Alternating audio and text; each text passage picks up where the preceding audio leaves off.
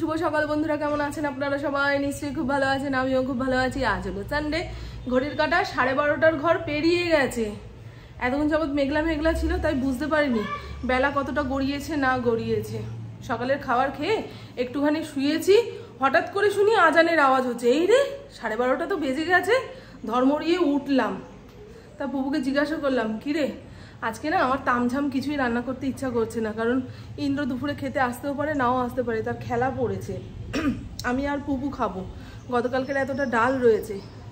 এখন যদি আলু সেদ্ধ ভাত করে রাখি, আলু সেদ্ধ ভাত ডাল দিয়ে আমাদের খাওয়া হবে না? বলছে হ্যাঁ হ্যাঁ হয়ে যাবে, রাতের দিকে কিছু একটা করব, কারণ পরোটাটা খেয়েও না পেট পুরো ভারী হয়ে রয়েছে। আমরাও দুপুরে কতটুকু খেতে পারবো তাই নিয়ে সন্দেহ। আর দেখুন, গতকাল রাতে কপালে একটু গুঁড়ো সিঁদুর দিয়েছি, সেই সিঁদুর চুইয়ে মুখে চোখে পড়েছে, মনে হয় নতুন বউ ঘুম থেকে উঠলো। গুঁড়ো সিঁদুর পরতে ভালো লাগে, কিন্তু সবসময় পরা যাবে না, মাথার সামনেটা পুরো ফাঁকা হয়ে যাবে। আর ইদানিং আমি সব কিছু কেমন ভুলতে বসেছি, মানে এই মনে করছি তো পরক্ষণে ভুলে যাচ্ছি। পাশের বাড়ির বউটার নাম কিছুতেই মনে করতে পারছি না। ওর নামে যে একটা কথা বলবো, কার নামে বলছি? লোককে যদি বোঝাতেই না পারলাম, তাহলে সেই কথা বলে লাভ কি? আর এর আগের দিন যখন বললাম যে আমি দুপুরে ঘুমিয়েছি, সন্ধ্যের সময় উঠেছি, তাই অনেকেই ভেবেছে বাবা আমি অতিরিক্ত ঘুমাই। না বন্ধু, ওই আপনারা যে 8 ঘন্টা ঘুমান, আমিও 8 ঘন্টা ঘুমাই। সবাই যখন ঘুমায় আমার তখন ঘুম আসে না। আবার সবাই যখন কাজে কর্মে বেরোবে তখন আমার চোখ জুড়ে ঘুম চলে আসে, চোখ টেনে খুলতে পারি না। এই হয়েছে সমস্যা। আবার সেই পুরনো কাশিটা ফিরে এসছে, জানিস বাবাই, এই অ্যালার্জির কাশিটা। প্রচুর প্রচুর কী দেয় দেখেছেন, ওইটার নামও ভুলে গেছি, কী দেয় রে বাবাই? ইনহেলার। ইন্দ্রকে আজ বিকেলে আনতে বলবো। ইনহেলারটা না নিলে ওই কাশিতে আমার জীবন বেরিয়ে যাবে।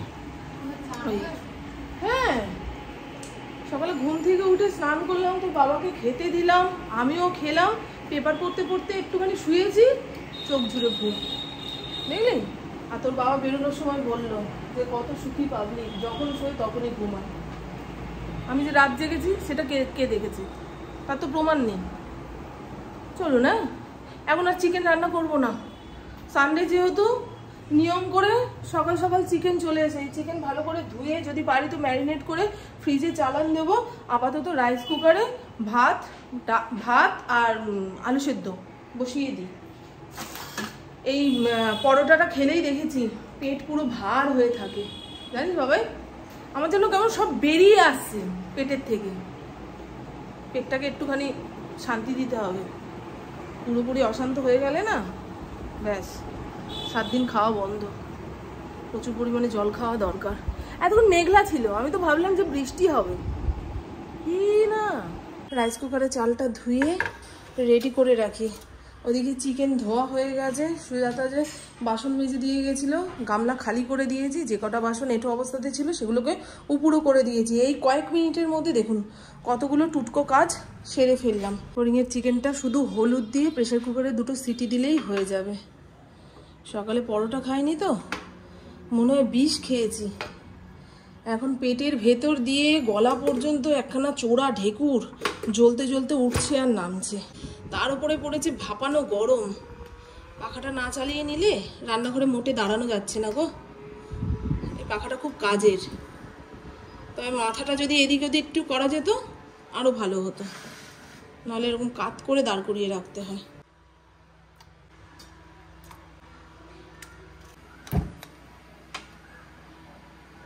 চিকেনটা যদি রাতে রান্না করি তখন ম্যারিনেট করলেই হতো, তবে ওই মশলাপাতি বেটে কুটে মেখে রান্না করতে হবে এই ভেবে যদি আলস্য ধরে যায় তাহলে আর রাতে রান্না হবে না। আর ম্যারিনেট করে রেখে দিলাম, যদি রাতে রান্না করতে ইচ্ছাও না করে কিংবা প্রয়োজন না হয়, কালকে দুপুরবেলাও করে ফেলতে পারবো। ফ্রিজ আবার ভরে যাচ্ছে। আজকে তো লোকনাথ পুজো, যাদের যাদের বাড়িতে লোকনাথ পুজো হয় সকাল থেকেই আয়োজন শুরু।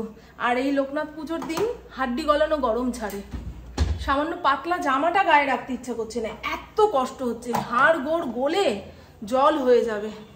আমার বাপের বাড়িতেও হতো লোকনাথ পুজো, হতো কি, বাবু যতদিন বেঁচে ছিল ততদিন ভালোভাবেই হয়েছে।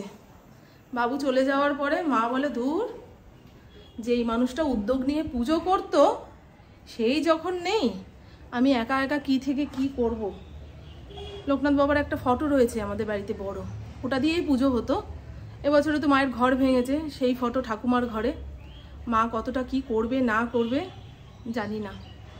তবে কালকে গেছিলাম ওই কাঁঠালটা, ওটা দিতে গেছিলাম। মাকে বললাম কি গো লোকনাথ পুজো করো? মা বলছে ওই ঠাকুরের কাছে একটুখানি আম, লিচু, আমিত্তি, মাখন মিষ্টি দেব, ব্যাস, সেটাই ঠাকুর গ্রহণ করবে।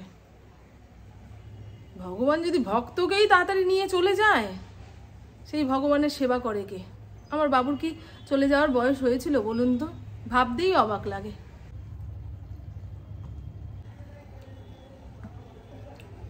এই হলো লিচু।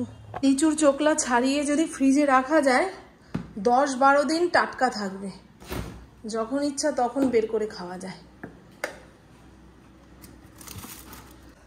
ঘরদোর মুছে জামা কাপড় ছেড়ে আলু সেদ্ধ ডাল ভাত নিয়ে বসবো। রবিবারের লাঞ্চ মেনু। রান্নার জন্য সময় লাগেনি তো কি হয়েছে, সেই সময়টা ঘর মোছামুছি গোছানোর কাজে খরচ করলাম। সংসারী মানুষ, তাদের 24 ঘন্টা ডিউটি।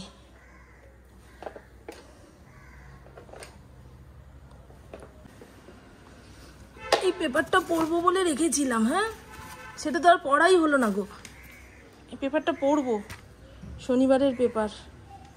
খাওয়ার লোক বাড়ি চলে এসছে, এদিকে আমার রান্না হয়নি। ফ্রিজে ছিল গিমা শাক, কটা গিমা শাকের বড়া ভাজি। গরম গরম ভাতের সঙ্গে না খেলে না, এই গিমা শাকের বড়াই বলুন কিংবা যে কোনো টাইপের বড়াই বলুন, স্বাদ লাগে না। পুপুও মনে হয় ওপরের ঘরে গিয়ে ঘুমিয়ে পড়লো। কি চলছে বলুন তো আমাদের ঘরে? যে যখন বিছানায় শুচ্ছে তখনই ঘুমিয়ে পড়ছে।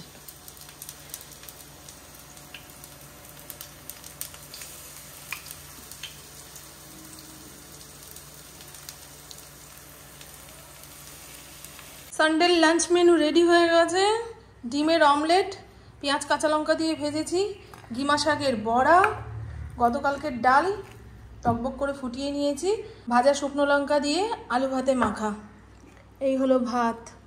প্রভুকে ডাকি, দেখেছেন নেই নেই করে কতগুলো পদ হয়ে গেল। এখন সময় সন্ধে 7:16। দুপুরে খাওয়া দাওয়া করার পরে একটা মুভি দেখতে দেখতে শুয়ে পড়েছিলাম। সেটা শেষ হয়ে যাওয়ার পরে পুপু আরও একটা মুভি চালালো, সেটার অর্ধেক দেখেছি। এখন মাথা প্রচণ্ড পরিমাণে যন্ত্রণা করছে। আর দেখবেন কালকে ফরিং কত বড় সর্বনাশ করেছে। আমার চশমাটা এইখানে রাখা থাকে, এতটা অবধি উঠে মুখে করে নিয়ে সারা বাড়িময় ঘুরেছে। হঠাৎ করে খেয়াল করলাম, ততক্ষণে ভেঙে চুরমার। অবশ্য আমাকে চোখ দেখাতেও হবে, চোখ দেখিয়ে নতুন চশমা যতক্ষণ না নেব মাথার ব্যারাম কমবে না। ইন্দ্রকে বললাম মিষ্টি দোকান থেকে 2টো সিঙ্গারা নিয়ে আসো, 2 দিন ধরে সিঙ্গারা মুড়ি খেতে ইচ্ছা করছে। পুকুকে বললাম সকালে চা খাইনি, একটু চা বসা। হয়ে গেছে সব বোতল ভরা, থ্যাংক ইউ। 3-4টে চা ছাঁকনি না থাকলে না, একটা যদি এঁঠোর মধ্যে পড়ে থাকে, চা বানানোর সঙ্গে সঙ্গে কি দিয়ে ছাকবো না ছাকবো। হ্যাঁ, পুপু আরও ছাকছে তো, ওই জন্য কথাটা মনে আসলো। আমি বলে যা খুশি তাই দিয়ে সুন্দর করে ছেঁকে নিতে পারি। যা খুশি তাই বলতে কি, মানে ভাঙা ছোটা ছাঁকনি দিয়েও ছেঁকে নিতে পারি। সংসার করতে করতে একটা আলাদা অভিজ্ঞতা হয়ে গেছে। কিন্তু ওরা ছোট মানুষ, মোটে কাজ করতে ইচ্ছা করে না। তার উপরে যদি কাজের জিনিস ভাঙাচোরা থাকে, আর ওই রান্নাঘরে ঢুকবে না, তাই না?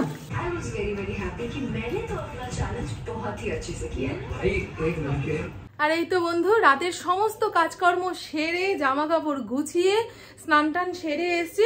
আর লোকনাথ পুজোর ভোগ আমাদের জন্য পাঠিয়েছিল, তবে ইন্দ্র ওর অফিসের ছেলেদের ভাগে যোগে খেয়ে নিতে বলেছে। তাদের কি আবার বলা যায় না আমি একটুখানি ভোগ খাবো, আমার জন্য একটুখানি পাঠাও? আর রাতে আমি কিছু খাবোও না, সিঙ্গারা মুড়ি খেয়ে পেটটা আমার ভার। ইন্দ্র পুপুর জন্য একটু আলু ভাজলাম, দুপুরের ডাল রয়েছে, ভাতের মধ্যে জল ঢেলে রেখে দিয়েছি। এই মুহূর্তে চিকেনটা যদি বানাতাম পুরো নষ্ট হতো, কেউ খেত না। প্রভুকে জিজ্ঞাসা করেছিলাম খাবি না, ইন্দ্রকে জিজ্ঞাসা করলাম এই এত গরমে আবার চিকেন, থাক বাবা। অল্প খাটনিতে আলু ভেজে রেখে দিয়েছি। আর বললাম চাদর ঠাদর সব গরম জলে ভিজিয়ে আজকের মতন কাজ শেষ। আর ঘরের ভেতরে আরও কেন গরম লাগে জানেন? এই দেখুন, সেই দুপুরের পর থেকে জানলা কপাট সব বন্ধ আরশোলার ভয়ে। আমাদের ঘরে খেজুর আনা বারণ, কারণ খেজুরটাকে অনেকটা আরশোলার মতন নাকি দেখতে লাগে। তারপরে লিচু খেয়ে দানা ঘরে ফেলা বারণ, কিংবা পুপুকে যখন লিচু খেতে দেবো দানা ছাড়িয়ে তারপরে লিচু দিতে হবে। এই এত রকম ফ্যাকরা রয়েছে। আরশোলা না তো, ওর কাছে জমের সমান। আর আমাদের এলাকায় কিছু একটা হচ্ছে গত পরশুদিন থেকে। লোকনাথ পুজো নয়, আমাদের এই এলাকাতে লোকনাথ পুজোর খুব একটা চল নেই। এক এক সময় রবীন্দ্রসঙ্গীত বাজছে, কখনো রাজনৈতিক গান বাজছে, আবার কখনো ওই কি বলে, ওই যে কি মন্ত্রটা, গায়ত্রী মন্ত্র চলছে, বুঝলেন? এইভাবে জোরে জোরে মাইক চলবে, একটু পরেই শুরু হবে। সারাদিনে হচ্ছে না, ওই সন্ধেবেলায় একবার, আর রাত্রির 10টা সাড়ে 10টার পরে একবার, 11:30 পর্যন্ত চলবে। দেখছেন কেমন দরদরানি ঘাম দিচ্ছে, বাবা টিকা যাচ্ছে না, টিকা যাচ্ছে না। আম জাম কাঁঠাল পাকানো গরম পড়েছে, ভাপানো গরম। তো চলুন বন্ধু, আমার বকবক আজকের মতন এইটুকুই। আপনারা সবাই খুব খুব খুব ভালো থাকবেন, নিজের শরীরে খেয়াল রাখবেন, সুস্থ থাকবেন, আর অল টাইম স্মাইল করতে হবে। টাটা, খুব ভালো থাকবেন। আর আজকে তেলের কৌটোতে তেল ঢেলেছি, তারিখটা দিয়ে রাখলাম যে 1 কেজি তেল আমি কয়দিন চালাই সেটা হিসাবের মধ্যে রাখতে হবে, নাহলে বেহিসাবির মতন তেল খাওয়া হচ্ছে। চলুন, এই ঘর মোটামুটি গোছানো। এখন আমি ওপরের ঘরে গিয়ে বসবো, একখানা টেলিফিল্ম চালিয়ে এসছি, সেটা দেখবো। রাতের বেলা স্নানটা হচ্ছে একদম রিল্যাক্সিয়েশন। সাবান ঠাবান দিয়ে 10 মিনিটের জায়গায় 20 মিনিট কলের নিচে বসে থাকলেও কেউ আমাকে ডাকাডাকি করবে না। কিন্তু সকালের দিকে বাবা, রান্নাঘরে যাব তারা, ঠাকুর ঘরে যাব তারা, স্নান করতে যাব তারা, বুঝলেন?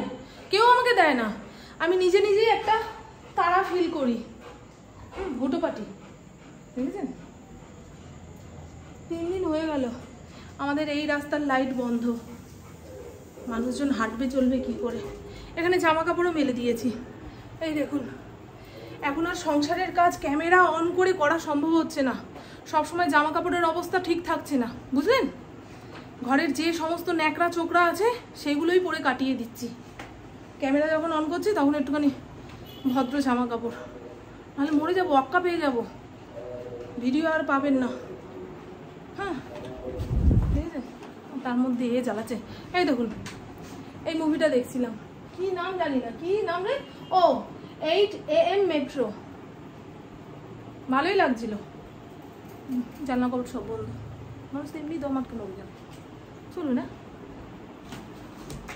তুই খা, তোর হাতের দিকে কারবো না রে, যা পারিস কর, যে যার মর্জির মালিক হয়ে গেছে এখন।